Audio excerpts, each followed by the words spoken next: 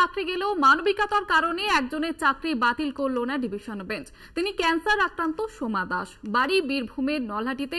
চাকরি বিক্রি হয়েছে, এর জন্য দায়ী সরকারের একাংশ। যোগ্যরা চাকরি পেলে তিনি আনন্দিত হবেন। কলকাতা টিভিতে এক্সক্লুসিভ এমনটাই দাবি করেছেন সোমা দাস।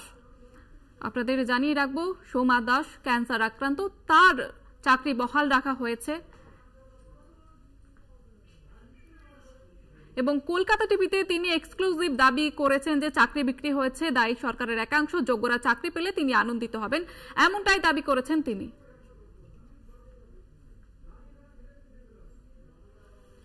আপনাদের জানিয়ে রাখবো, নজিরবিহীন রায় আদালতের এবং আজকে যেমনটা রায় ঘোষণা করা হয়েছে, 25,753 জনের চাকরি বাতিল হয়েছে। তবে সোমা দাস, তার কিন্তু চাকরি যায়নি এবং যেহেতু তিনি ক্যান্সার আক্রান্ত, মানবিকতার কারণে তার চাকরি বহাল রয়েছে। এবং তারপরে কলকাতা টিভিতে একান্ত সাক্ষাৎকারে তিনি দাবি করেছেন চাকরি বিক্রি হয়েছে, তার জন্য দায়ী সরকার এবং যারা যোগ্য তারা চাকরি পেলে আনন্দিত হবে, এমনটাই দাবি করেছেন তিনি।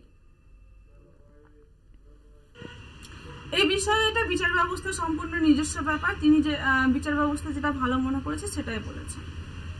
এখানে আমি অবশ্যই বলবো, যেহেতু সরকারের একটা অংশ, সরকারি কিছু নেতা নেত্রীকে দায়ী করবো। কারণ আমরা দেখেছি শিক্ষামন্ত্রী এখন অব্দি শিক্ষায় দুর্নীতির জন্য জেলে, তারপরে আমাদের বড় বড় আধিকারিক যারা শিক্ষা ব্যবস্থার সঙ্গে যুক্ত তারা সবাই জেলে। তাহলে এখানে এই সব আধিকারিক এবং শিক্ষামন্ত্রী এদেরকেই আমি দায়ী করবো। সেটা সাধারণ জনগণ যেটা মনে করবে যে শিক্ষা ব্যবস্থাকে কিভাবে দেখবে, তারা দুর্নীতি যুক্ত দেখবে না দুর্নীতি মুক্ত দেখবে, সেটা তাদের রায় বলে দেবে যে তারা কি চায়। আমার সহযোদ্ধারাও যদি চাকরি পেয়ে যায়, তারাও তো যোগ্য জেনুইন প্রার্থী, তাদের হয়তো ক্যান্সার নেই কিন্তু তারা পেয়ে যাবে, যেদিন পাবে সেদিনই আমি খুশি হব। আপনারা শুনলেন সোমা দাসের বক্তব্য। তিনি যেমনটা দাবি করছেন যারা যোগ্য তারা চাকরি পেলে আনন্দিত হবেন তিনি, এবং যারা দুর্নীতি হয়েছে তার দায় সরকারের।